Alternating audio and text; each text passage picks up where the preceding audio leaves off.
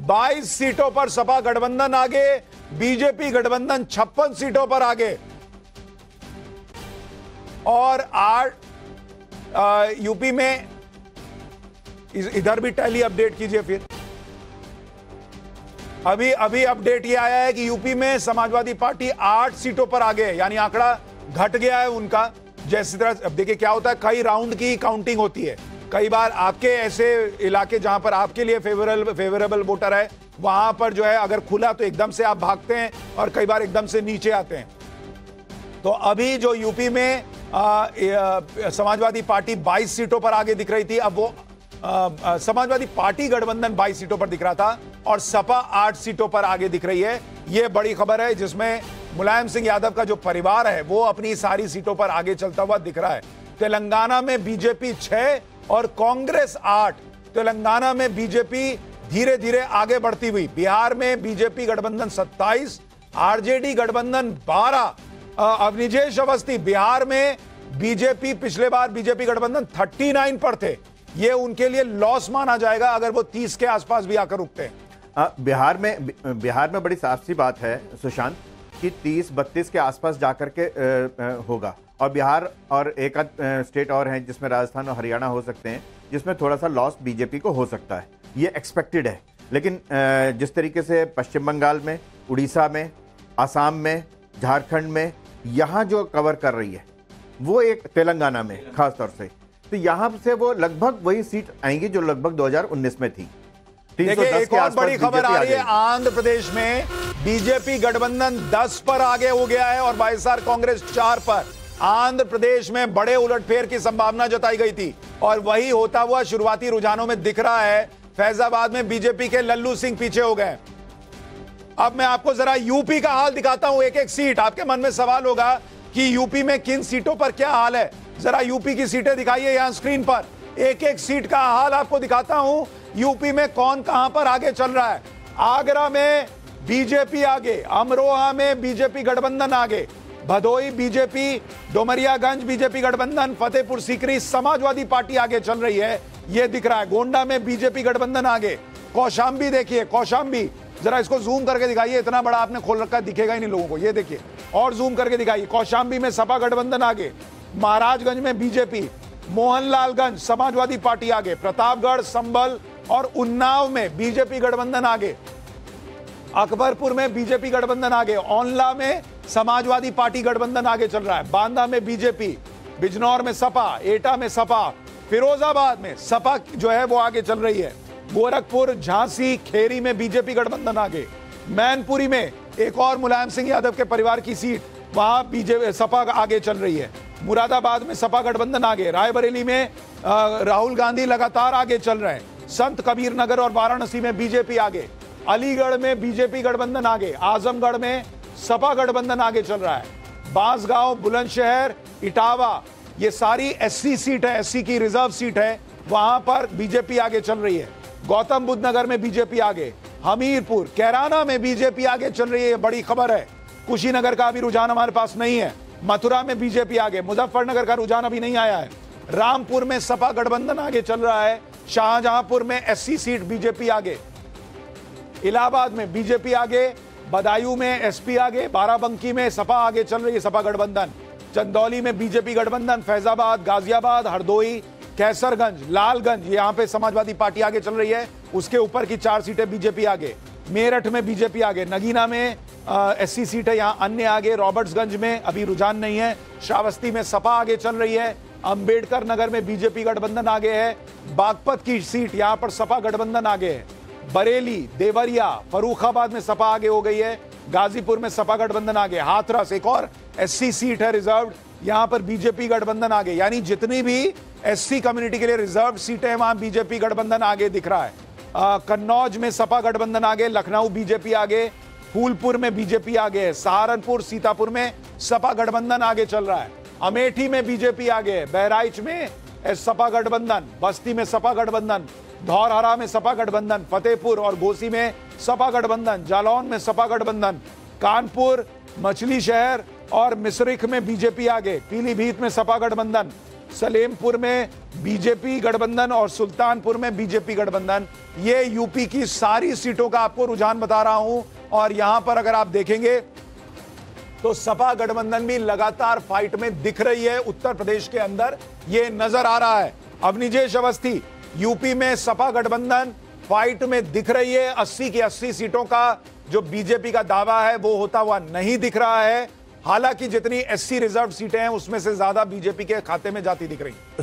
सुशांत, अभी बहुत ही शुरुआती रुझान है उत्तर प्रदेश में किसी तरीके के नुकसान की गुंजाइश बहुत कम है, और अगर मार्जिन अगर रहता भी है तो बहुत कम रहेगा जीत हार का, इसमें कोई दो राय नहीं है। सपा और कांग्रेस का गठबंधन एक बार पहले भी हो चुका है, इससे पहले भी लोकसभा के चुनाव में इकट्ठे लड़े थे, तब हालत देख ली थी क्या हुआ था।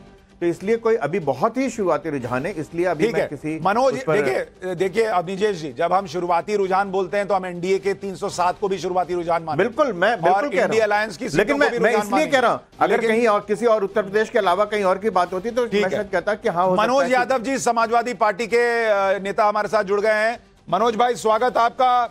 यूपी में आप लोग टक्कर दे रहे हैं, ये दिख रहा है अभी शुरुआती रुझानों में।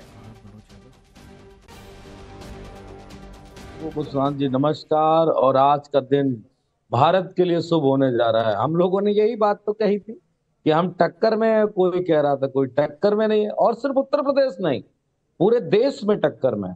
और मैं तो दूसरा टीवी देख रहा हूँ, इंडिया टीवी, जो इंडिया गठबंधन है वो लगभग 267 सीटों पे आगे रहा, और एनडीए 230 पे।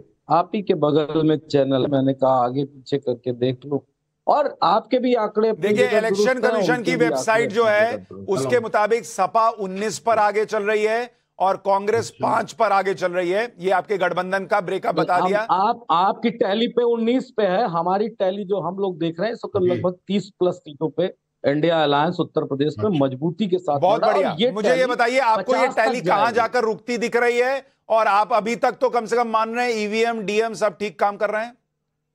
नहीं, करना पड़ेगा ठीक, नहीं करना पड़ेगा नहीं। अभी बोलिए अभी ठीक है कि नहीं, बाद में पलटिएगा मत। हाँ नहीं, अभी ठीक है, आगे भी ठीक रहेगा, क्योंकि सबको पता है। और हमारा जो आंकड़ा है वो लगभग 50 के करीब तक का है। इंडिया अलायंस 50 सीटों पे अपनी बढ़त बनाएगा उत्तर प्रदेश में, और हम सबसे बड़ा स्टेट होंगे इस देश की 24 की राजनीति में इस सरकार को उखाड़ फेंकने का। ये समाजवादियों। हमारे साथ मोहित अग्रवाल आरएलडी से भी जुड़ गए हैं। मोहित भाई, बीजेपी जो है वो यूपी में आगे तो दिख रही है, लेकिन सपा भी पीछे पीछे साइकिल से पूरा पैडल मारते हुए आ रही है। आपको लग रहा है कि वो आगे निकलेगी?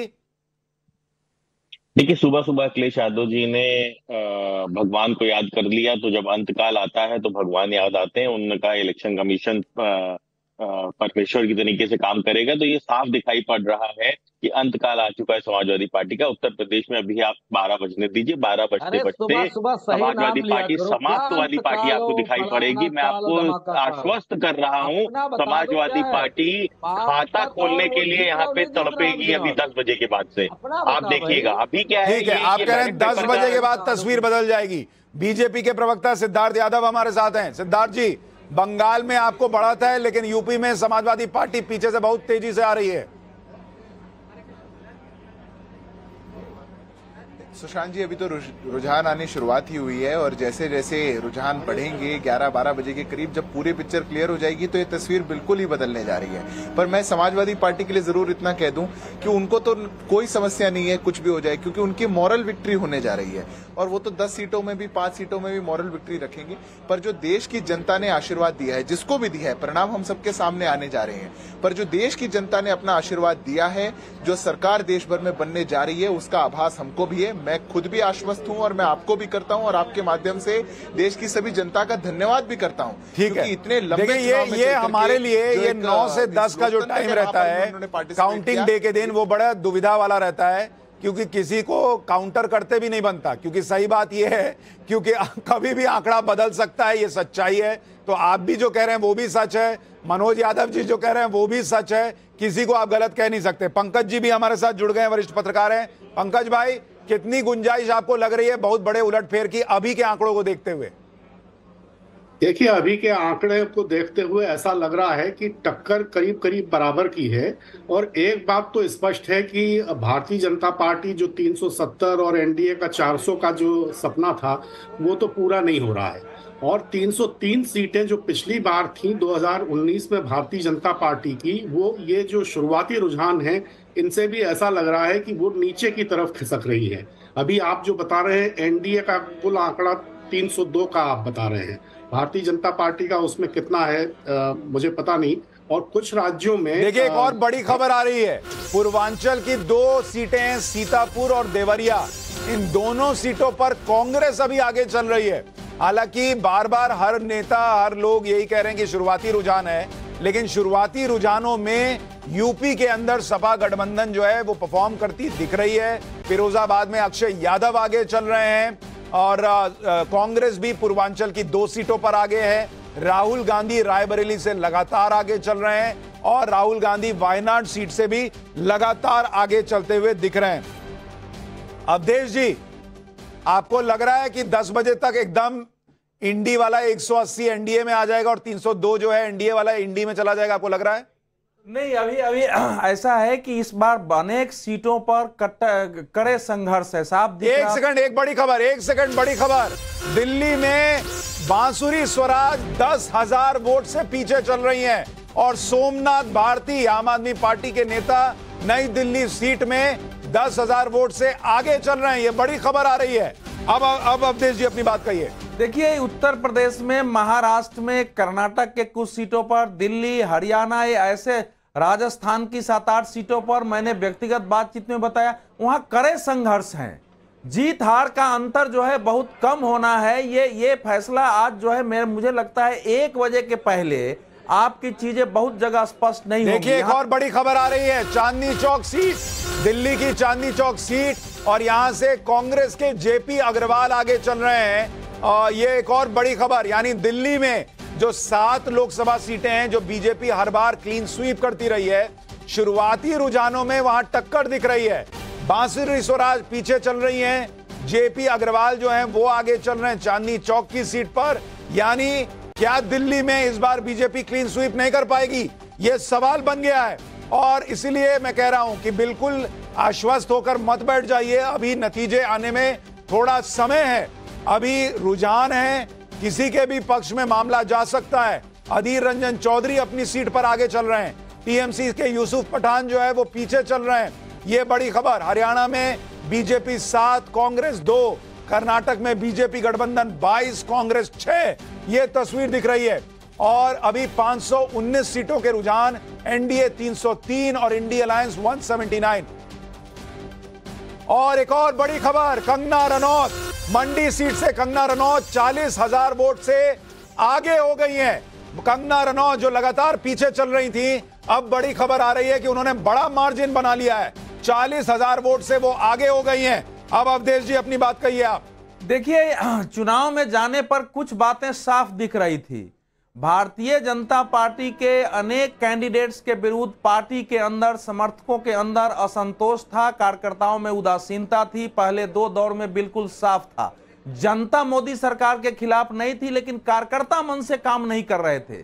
तो जब कार्यकर्ता समर्थक मन से काम नहीं करते हैं तो आप नैरेटिव की लड़ाई में पीछे पड़ते हैं, वोटर को निकाल के नहीं लाते हैं। लेकिन इसका मतलब यह नहीं था कि बीजेपी साफ हो रही थी, लेकिन साफ ये दिख रहा था और कई राज्यों में दिख रहा था। हम लोग बातचीत में नहीं गोल नहीं बदला है। सुनिए, अभी अरे भाई, अभी आधी बात देखिए, ये बीच में बोलने लगे, अभी आधी बात पर कूद रहे हैं। मैं फिर कह रहा हूं कि लड़ाई जो है देखिए एक मिनट लोकेश भाई, ये स्कोप बदलने का आपको देना पड़ेगा, जैसे आप लोग बदल जाते हैं नहीं वैसे दूसरे को भी दीजिए भाई। अरे भाई, जो अभी 1 घंटे पहले जो बोल, अरे भाई मुझे आप पक्षकार बना के, मुझे अपना विश्लेषण तो करने दो भाई, मुझे विश्लेषण तो करने दो। आ रहा हूं मनोज भाई, आ रहा हूं। ये स्थिति उत्तर प्रदेश में भी थी, यही स्थिति उत्तराखंड में थी, दिल्ली में भी दिखाई दे रही थी, हम लोग घूम रहे थे।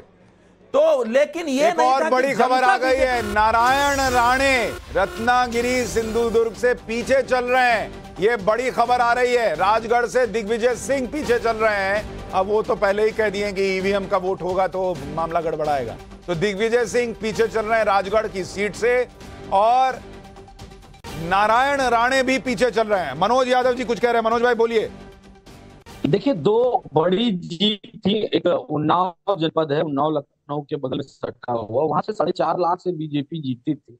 और आपको बता दूं कि साक्षी महाराज भी चल रहा है, मेनका गांधी जी चल रही है, और अयोध्या की सीट जिस बीजेपी के द्वारा उस पर भी हम लगातार। एक और बड़ी खबर बता दूं, 2 बड़ी खबर आ गई है सर। कैराना सीट पर लगातार बीजेपी आगे चल रही है। बीजेपी के प्रदीप चौधरी 2000 वोट से, मार्जिन बहुत छोटा लेकिन आगे चल रहे हैं लगातार। और एक और बड़ी खबर सुनिए, आम आदमी पार्टी के सोमनाथ भारती आगे चल रहे हैं, लेकिन कितने वोट से? 56 वोट से आगे चल रहे हैं। इसीलिए मैं कह रहा हूं कि तुरंत कोई जीत का दावा करने लगे, कोई तुरंत हारा हुआ बताने लगे, दोनों में मत फंसिए। अभी मामला आगे पीछे चलेगा, हम आपको अपडेट देते रहेंगे। 56 वोट से अभी सोमनाथ भारती दिल्ली में अपनी सीट पर आगे चल रहे हैं। अब सुनिए, बिग ब्रेकिंग नरेंद्र